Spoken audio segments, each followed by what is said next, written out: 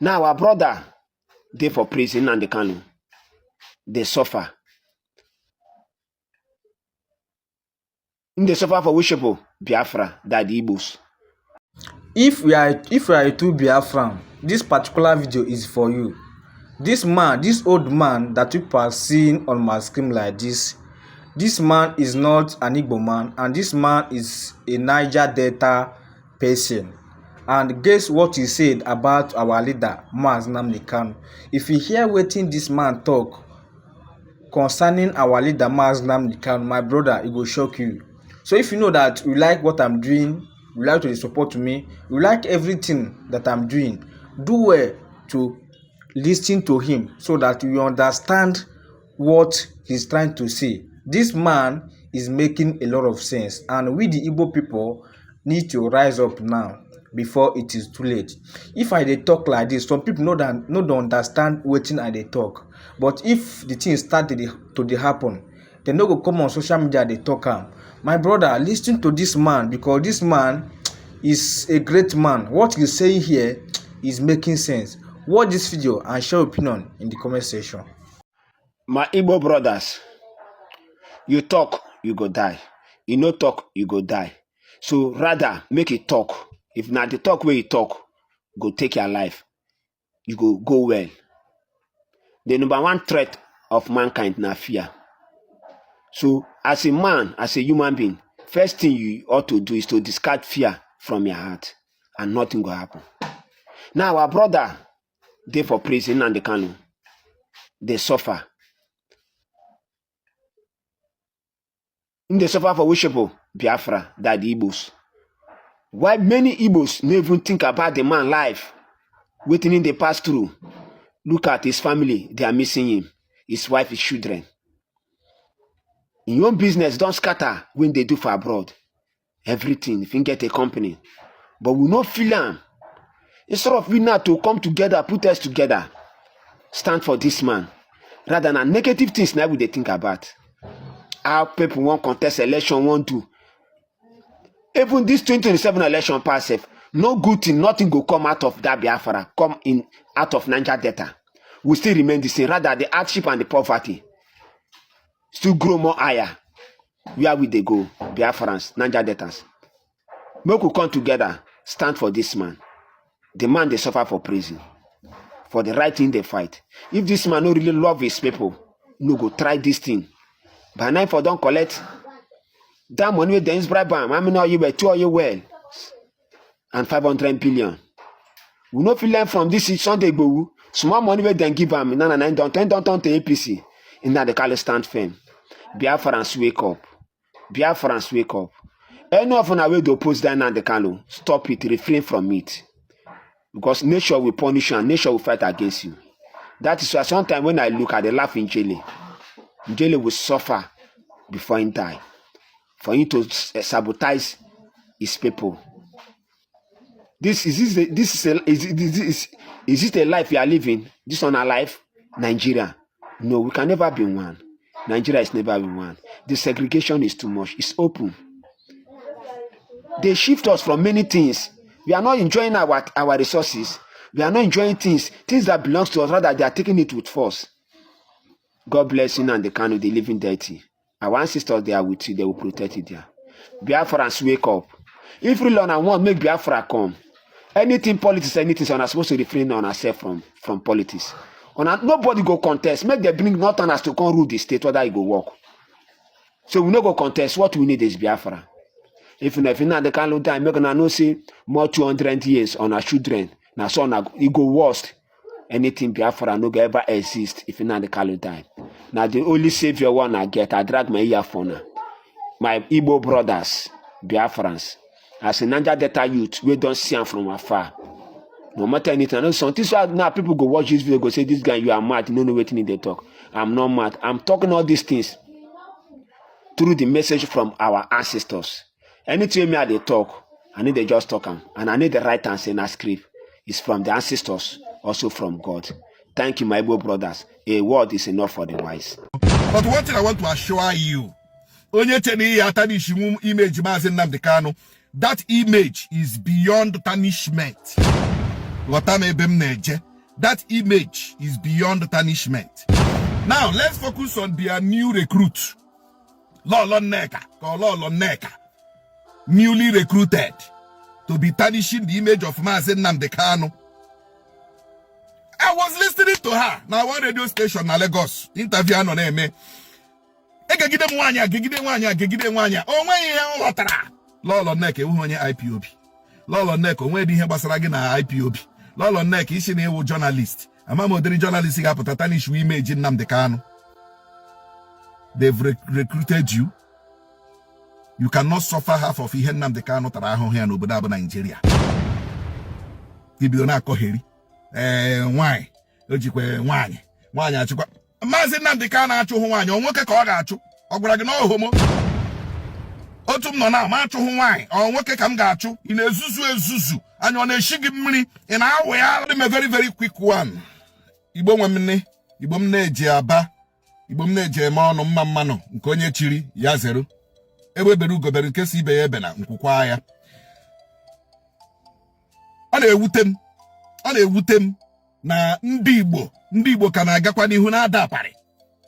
Ọ na-ewute m na ụfọdụ ndị Igbo anyway na aka na-eyuzukwa ụfọdụ ndị Igbo na-emegide ụmụnne ha, na-akata ụmụnne ha, na-akọju ụmụnne ha. Aka na-eyuzukwa ụfọdụ ndị Igbo, some of ndị iche na ha ma ihe. Some of ndị iche na ha nwere brain. Some of ndị iche na ha adịla exposed to the things of the world. Aka na-use kwe ha.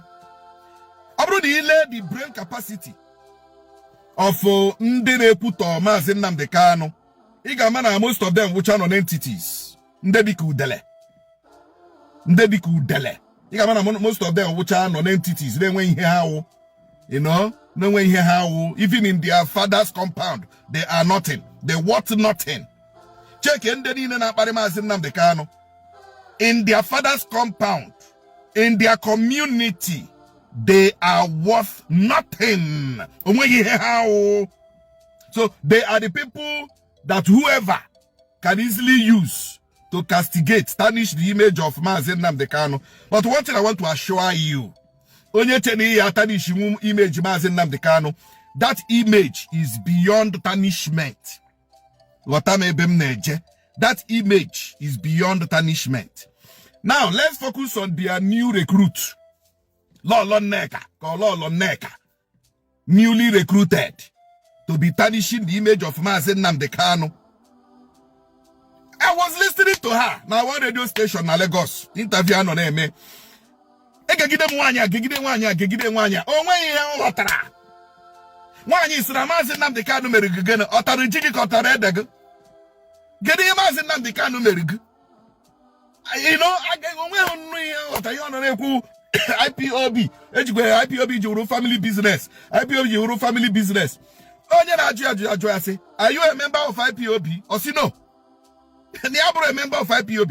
Then ole ihe jikọrọ gị na IPOB ma family business, ma public business, ma commercial business, ma private business. If you're not a member, you don't have the right, the legal right, to ask of anything concerning an organization that you are not part of. Now, the issue of IPOB family member, Oga family member, Oga family business in Kegi, or give with the initiator, or give with the vision bearer, and a vision bearer in everything, and a vision bearer in everything. All the vision bearer get what put our vision. Pokotazi and the ozosi muna lekwe ni ihe nchoro ka ime lekwe tum shiri chọ ka ide. Owa ha mpago ka owa ha maga ka ga-eje register. Is it not the name of the family bearer, the vision bearer ka ga-eje register? Also the vision bearer ya were aha mpe ya na mme ya mende corporate whatever na eme obasa hoge. It doesn't concern you. Nye magbago be eziokwu.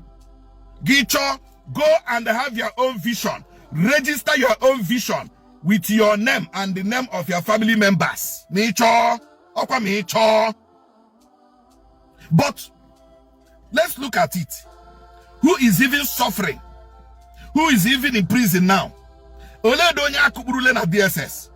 Ololonya agbaralu ule yoku. Onye ka egburu mpi agbuo mmea. Onye ka egburu ndị na-eso ụzọ ya.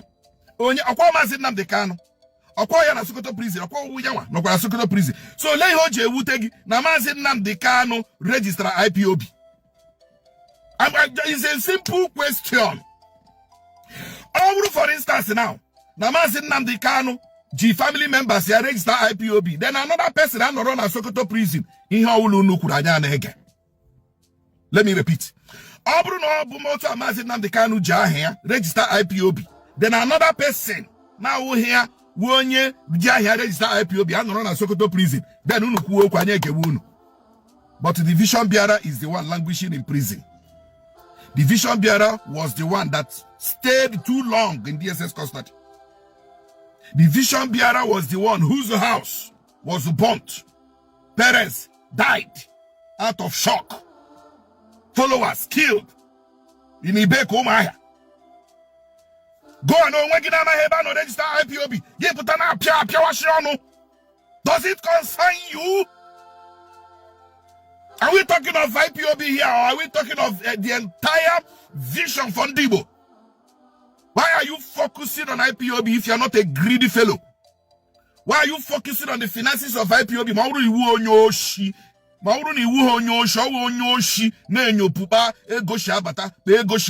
You are a criminal. IPOB is not a government organization. It is not a state government or federal government where you have the right to question how they use their finances. And again, you are not a member. And again, you are not a member. See, okay, be a member of IPOB, which means in our two dues, in our total. At least I think with a go later on IPOB, you get with a go later on IPOB. Then you have the right to question how the finances are being managed. Now I got them. You would only IPOB in our total there. You would remember in our total, in everything. Financially, you are stable. Financially, you are up to date. Then when you have the right to ask, Egonde ani na anye na do. Egonde ani nem na do. Ole be she mega gini, be she hashigeye. Ole be she kedu ke she jikwa the money. You want that right? Lolo nek ewu onye IPOB. Lolo nek onwe di ihe gbasara gi na IPOB. Lolo nek isi na ewu journalist. Ama modern journalist ga putata ni shwe image Nnamdi Kanu. They've recruited you. You cannot suffer half of ihe Nnamdi Kanu tara ahụ here n'obodo abụ Nigeria. Ibido na akoheri. Nwanyị. Ojikwe nwanyị. Nwanyị achụkwa. Mazi Nnamdi Kanu achụhụ nwanyị. O nwoke ka ọ ga-achụ. Ọ gwara gị na ọ homo. Otu m nọ na ma achụhụ nwanyị. Ọ nwoke ka m ga-achụ. Ị na-ezuzu ezuzu. Anya ọ na-eshi gị mmiri. Ị na-awụ ya ala. Mba nwoke achụrụ nwanyị. Gbasịa m ihe nwoke ya achụ. Nwoke ya achụ nwoke ibie. Imari henne. They have recruited you, the new recruit. Udele na ndị nke ọzọ muru ago ha na ndị nke ọzọ they are outdated. They have expired. Go with the new game now, the new catch, the new energy. Gena fully elu. You can never tarnish the image of Mazi Nnamdi Kanu. A man that has sacrificed his freedom for Ndibo. A man that have toiled and suffered for Ndibo. Criminals in Doshi, they mesmerized the Southeast, using the leaders of the Southeast. All cause for this problem. Insecurity in the Southeast, who leaders of the Southeast cause for Nnamdi Kanu. For years, ESN on imo here, nobody have the problem again of the Fulani herdsmen doing this, doing that. Ejirindo criminals, ndo jabe eliozu to blackmail ESN. Abu okpom mo ha pụta n'ụzọ jubu onye na-egbu. Ashino ESN gburu. Awu mejiwo nwa afọ Igbo. And I can never deny Mazi Nnamdi Kanu. Lekwe ihe Gumi no na-ezuzugharị na-ekwu. Gumi was even saying that Kana akwu nde bandits their ransom, that they are using it to be buying their weapons. Gumi kurie, Gumi ogala DSS mba. Police o men invite mba. Military men invite mba. One no yebara Gumi akwa na court mba. Gumi elebo question no now na prison, but on here mba. Even the leaders of the north are protecting Boko Haram. The leaders of the North are protecting ISIS, ISWAP, bandits, they are protecting them. Iba Hakaron has it, our brothers. Iba Hakaron has our prodigal brothers. Iba Hakaron has it, our prodigal sons. But all unu undi bokage use against your own. Unege wonu oge kwinyo. Ihere megbunu. Ihere megbunu. See what bandits are doing. You want to tell me that the governors of the North cannot stop what bandits are doing? Even in America, but where they were. Sultan of Sokoto Lebanon now. Where in there? Kambe Shihonia. In Unolie. Kambe Shaha to Chalayan, the America to Chalayan in December. Na Sokoto. You don't see the man again? Ihone also. Nda Maheha Mega. The amalgamation of Nigeria shouldn't have happened. Because when he Korain and that. When he Korain and do culturally, language, by whatever, when he Korain and there. Nanyan and there question he no go to Fuebe. But because of Anyuku Britain. Because of Oceanuku Britain. Nkamanya Britain. Helen Dugun and Dodin. And then when he Koraha, then when her sister Jikoraha, Jikohono. That is the problem and the foundational problem we are facing in Nigeria today. So if you don't know it today. Stop tarnishing the image of Mazi Nnamdi Kanu or any Igbo son or daughter that is supporting agitation. All right, a real woman and dog. Makando's akagego. I'm an akagego because some of Ndibo won't that really ego. So badro. She go kuwenu. But remember this. Onyo obula nyere ego kire nwanne gi will not trust you because ebi nwere obi re nwanne gi owuzi nyanwa na onwe ewu onye mba wu onye eji ka ga here. Is a very short proverb. Ya wuru ka wuru ilulu. Lolo Nneka, the new recruit of ndị na-akparị Nnamdi Kanu. Mune gaa n'ihu ụbọchị nta a ga-achụkwa ya n'Owere nchi. Ihe onye metere ya jiri isi eburu akụkata aka n'obi egosi ndị mmụọ ebe ndị mmadụ mana matakwa amata na okenye anaghị anọ n'ụlọ ewu ama n'ọgbụrụ.